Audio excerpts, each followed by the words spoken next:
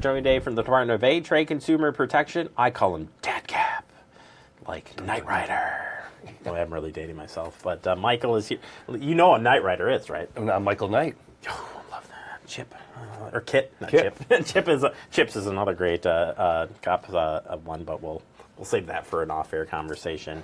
We are here to talk about home improvement and repair scammers. Unfortunately, something that has happened actually happens all the time, but unfortunately happened in Wisconsin on a couple of different issues. So I know we've talked about home improvement and being aware of scammers and what could happen, but this took advantages of two different situations, two that have been commonly talked about. So if you could start just a little bit about what is a scammer when it comes to home improvement. What are you looking for? Sure. So it can come in different variety of how those home improvement projects are going. And really it has to do with, we're focusing on the transient crews that come through. And sometimes we used to call them storm chasers. You know, they would come in after a storm and offer some services. Another one that we see almost every year and have for a long time are seasonal crews that'll come through, and it's kind of the asphalt scam. And what'll happen is they'll show up at the door and they'll say, you know, we have this extra asphalt from a job that we don't need it. The one that we were seeing most recently, as I said, the truck broke down and we need to get rid of this asphalt or it's going to go bad. And so they offer a really good deal, but they need to do it right there, and of course they want the cash up front. The risks that come with that is you really don't necessarily have a lot of warranty or any security that if something goes wrong, you're going to be able to contact them because they show up and then they take off. A lot of the times we see a very inferior product being used when what that mix is of the asphalt. We also see that they guarantee they'll maybe put a top coat on, but in essence they just do a base layer and then they leave. And so all of these things bring risk, and they lure you in with that really cheap price and that act on impulse, and they encourage you to do so because it's that one-time deal. Yeah, and it's really the traceable part of that. I don't hear anything in what you just said is traceable. It's not. You know, and oftentimes maybe they have a sticker on the side of the truck to add legitimacy to the scam, but it's rare that that's really who the business is or that business even exists. And so it's going to be very difficult to track them down if something does go wrong. Yeah, and like you said, a lot of red flags kind of pop up. Well, you didn't say it, but I'm saying in my mind, like, I just hear red flags there on some of the things that you had mentioned on that. And taking it a step further, taking advantage of severe weather is another good area that we see scams and flyby companies coming in, going to help you do something, whatnot.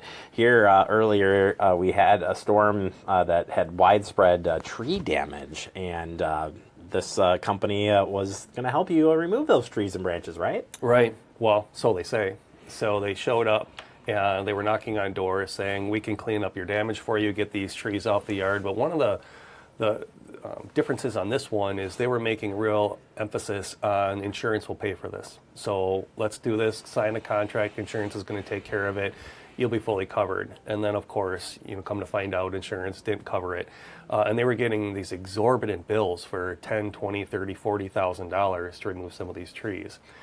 So, one of those, again, you want to make sure you're looking at, are you acting on an impulse? Is this deal far better than what you normally would have your tree removal?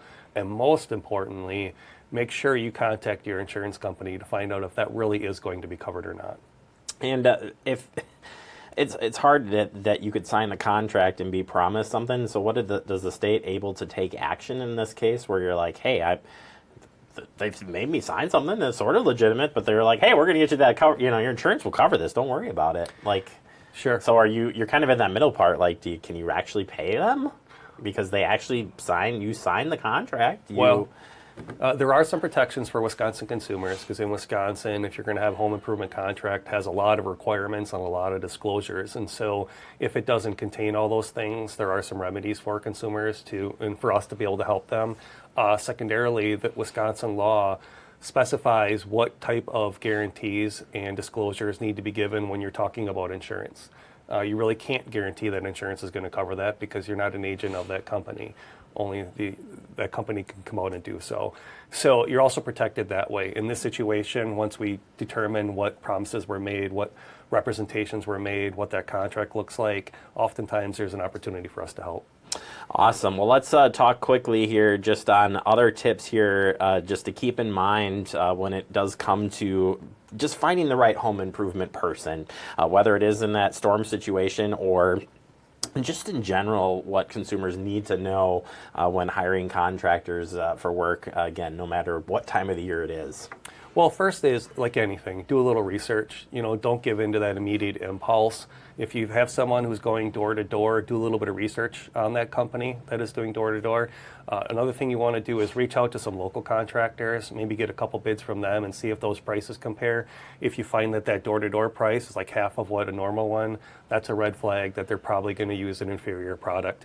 And then, of course, make sure you get a written contract. In Wisconsin, even though verbally contracts are binding and hold some weight, we absolutely need you to have a written contract with all those things guaranteed so that we can help and understand what was actually agreed to.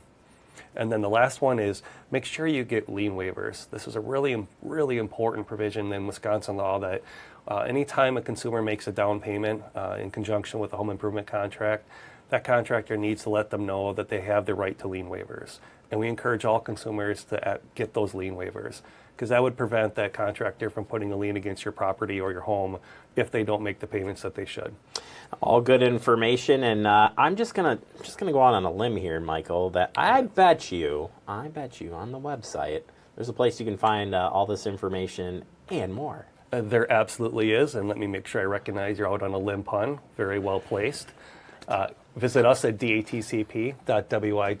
We have a lot of fact sheets that can help you out, and if anything goes wrong, you can certainly file a complaint at the same spot. Yeah, don't let the what's happening in front of you and those severe weather moments or those moments of somebody's like, hey, right now, like that's got to stop you. Got to just like take a step back, breathe, and be like, Michael said. It is, and what we like to say is stop, think, act. Pause, think about what's happening going on, digest everything, maybe do a little bit of research, and then act. Love the tips, Michael. Thank you so much. Appreciate your time as always, and we'll look forward to having you back on the show real soon. Thanks for having me.